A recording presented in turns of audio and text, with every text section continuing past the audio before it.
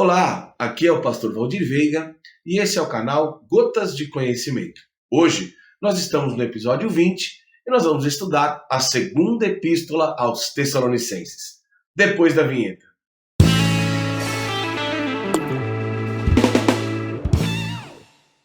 Seja mais uma vez bem-vindo ao meu canal, é muito bom tê-los aqui conosco. Fique aqui até o final desse vídeo, nos ajude aí compartilhando o conteúdo. E hoje, como falei, nós vamos estudar a segunda epístola aos Tessalonicenses, aqui no episódio 20 da série de mensagens Conhecendo a Bíblia. Essa epístola, assim como a primeira, foi o apóstolo Paulo que escreveu entre os anos de 50 e 51. Aqui, entende-se que entre a primeira epístola aos Tessalonicenses e a segunda epístola, passaram-se aí um ano e meio, aproximadamente, segundo os historiadores. As palavras-chave encontradas aqui nessa epístola são dia do Senhor, homem do pecado e tradição. O verso-chave está lá no capítulo 2 e os versículos 2 e 3 aqui de 2 Tessalonicenses. E o texto diz o seguinte: a que não vos demovais da vossa mente com facilidade, nem vos perturbeis, quer por espírito, quer por palavras, quer por epístola, como se procedesse de nós, supondo tenha chegado o dia do Senhor. Eu quero abrir um parênteses aqui. Esse dia do Senhor, a qual Paulo está se referindo, é o dia do juízo. Mas isso é tema para outra matéria. Continuando a leitura. Ninguém de nenhum modo vos engane, porque isto não acontecerá sem que primeiro venha a apostasia e seja revelado o homem da iniquidade, o filho da perdição. Quero abrir outro parênteses aqui. Paulo estava alertando aos Tessalonicenses que o dia do Senhor ainda não era chegado. Que antes disso acontecer, era necessário a apostasia. O que é a apostasia? É negar a fé. É apostatar da fé, é rejeitar a fé outrora aceita. Isso é apostasia. E até que não seja revelado o homem da iniquidade, o filho da perdição. Aqui o apóstolo Paulo está falando do anticristo. Fechando parênteses aqui. O tema é compreendendo o dia do Senhor. Era isso que Paulo queria explicar aos Tessalonicenses. Porque havia uma corrente dos falsos mestres dizendo que eles já estavam vivendo o juízo final. E Paulo vem rebater, vem refutar essa tese com essa segunda epístola. O resumo breve. Como em outros lugares aqui do Novo Testamento, Deus ele é visto como Pai, e Paulo faz questão de mostrar isso aqui no capítulo 1, versículo 1, capítulo 2, versículo 16, que ele ainda é a fonte da graça, capítulo 1, versículo 12, fonte de caridade, está lá no capítulo 3, versículo 5, e o objeto de agradecimento, ou seja, mostrando que ele ainda é passível de ser glorificado e ser exaltado.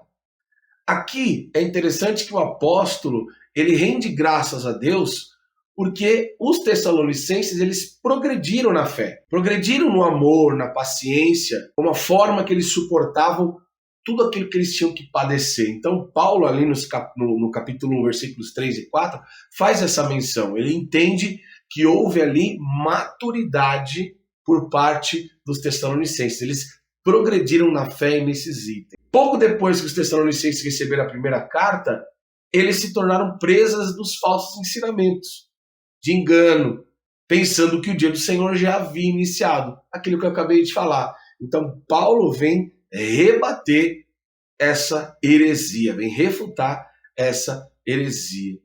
Paulo escreve essa breve carta justamente para corrigir esse erro e também com o intuito de encorajar aqueles crentes cuja fé estava sendo provada pelas dificuldades que foram apresentadas durante o processo de perseguição. Então Paulo vem e enfatiza que Deus é Deus de graça, que Deus é Deus de amor, que Ele é Pai, daquilo que a gente já falou ainda há pouco. Aqui também Jesus, ele é apresentado como o Senhor que vai voltar. Nós vimos no episódio 19 acerca do arrebatamento. Aquele Jesus, lá de Atos capítulo 1, que subiu ao céu e os anjos revelaram que ele voltaria, Paulo está reforçando aqui essa questão da volta de Jesus. A vinda de Cristo e o consolo na perseguição. Está lá no capítulo 1, versículos 9 e 10. Ele vai falar sobre isso. E isso serve de consolo para os crentes ali.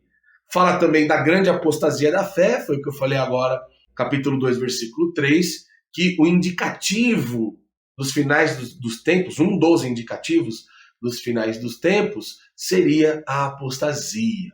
Mas fique tranquilo que nós vamos falar bastante desse assunto numa série de mensagens que eu vou lançar muito em breve, que é Conhecendo o Apocalipse. Fica ligado aí no canal, tá bom? E também fala aqui do iníquo será revelado. De novo, esse iníquo aqui é o anticristo. E nós vamos falar bastante na nova série de mensagens que será lançada em breve. Algumas pessoas falam, poxa pastor, mas eu ouço que Jesus vai voltar desde quando a Bíblia foi escrita. Eu ouço que Jesus vai voltar desde que eu estou na igreja. Dando a entender que aquilo não vai acontecer, que aquilo é uma história para nos aprisionar, e muito pelo contrário. Em nenhum momento a tese do arrebatamento, da volta de Jesus, é para aprisionar o crente. Muito pelo contrário, é para consolar o crente. Mas essa demora, de uma certa forma, nos dá algumas oportunidades. Quais são? Primeiro, capítulo 2, versículo 15, de sermos leais a ele aqui no caso Deus. Essa demora para ele retornar está nos dando a oportunidade de nós sermos fiéis e nós nos arrependermos. Segundo ponto, evangelizarmos o mundo, capítulo 3, versículo 1. Então há tempo de falar de Jesus. Há tempo, ele não veio ainda. Enquanto ele não vem, o papel da igreja é evangelizar o mundo. Terceiro, orarmos pelos seus servos. Pedirmos a graça e a misericórdia para sustentar o povo de Deus. Quarto, sermos constantes. Capítulo 3, versículo 5. Aqui fala de sermos constantes, de buscarmos o Senhor de fato, de estarmos na presença dele, de não sermos crentes que não cumprem o seu propósito. Ora eu estou bem, ora não estou, ou eu não termino aquilo que eu começo a fazer. Aqui fala de constância. E por último, vivermos uma vida de santidade. Está lá no capítulo 3, dos versículos 6 a 14. Olha quanta coisa interessante aqui. Então, se você está preocupado, eu ouço falar que Jesus não vai voltar, que Jesus vai voltar tanto tempo e nunca volta. Olha aí a oportunidade. Ó. Seja leal a ele. Evangelize o mundo. Ore pelos servos do Senhor. Seja constante e viva uma vida santa. Espero que você tenha gostado do vídeo. Já quero pedir mais uma vez, se inscreva no nosso canal, ative o sininho de notificações, dá o like, dá o joinha, dá o gostei se você ficou no final aqui e, por favor, compartilhe em suas redes sociais, no Facebook, no Instagram, no Twitter, no WhatsApp. Ajude esse conteúdo a chegar a mais pessoas. Porque se nós alcançarmos aqui o número de 500 inscritos, eu vou soltar aqui um vídeo dos erros de gravações, tá bom? Espero você no próximo episódio. Deus abençoe.